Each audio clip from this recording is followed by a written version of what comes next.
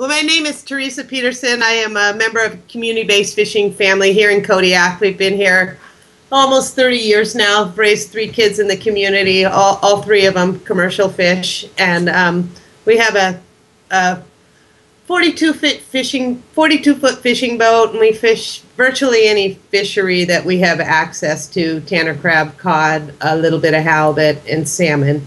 And I also work in the fall and winter months for Alaska Marine Conservation Council as the Kodiak Outreach Coordinator, and then I'm gone all summer salmon fishing.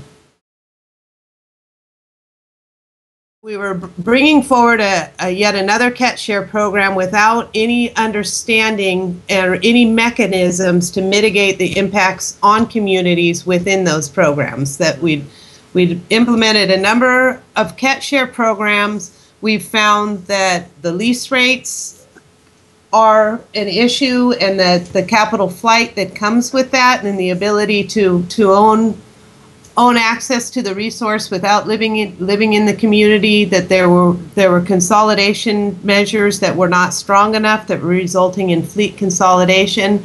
And that one of the primary concerns is that in privatizing a resource, you were closing the opportunity for future entrants to get into the fishery. And, you know, all of us sitting here around the table, we all got in through the opportunity to go fishing, start buying in little by little. And so our community was recognizing that, you know, you're closing the door on these opportunities, and how will we maintain a vibrant working waterfront if we don't provide some mechanism to get in? Our group, our fishermen and Alaska Marine Conservation Council, advocated for a set-aside for the jig sector, in recognizing the need for policy to build in opportunity, entry-level opportunity for future fishermen, with utilizing low impact, low volume, virtually jig gear. Had to work on different alternatives as to what we could get that set-aside stepped up to, and it was a fight the whole way. In fact, I really felt that even if one meeting would have been missed, we would have lost everything. And we didn't have a lot of funding for this. At one point, I was rolling up spare change and sleeping on people's floors and stuff. I knew how important this was. You know, you can't miss a single meeting while this food fight's going down. And we didn't. And kind of the way the set-aside is structured is that 2012 was the first year the set-aside went into effect, and the first year's allocation was 1% of the federal total allowable catch. And then if the jig fleet proves itself successful, it stair-steps up to 2%.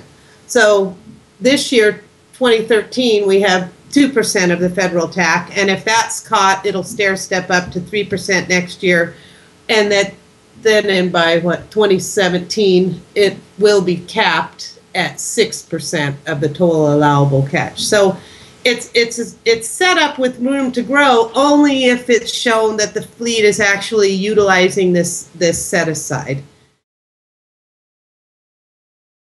Well, what we're seeing now is that larger groups are sucking up the quota, and then it's not tied to the community anymore. So that's why it's important to keep the quota centered in the community where it's being harvested. And if the entry is too high to get into, the quota migrates out of your community and it's gone forever.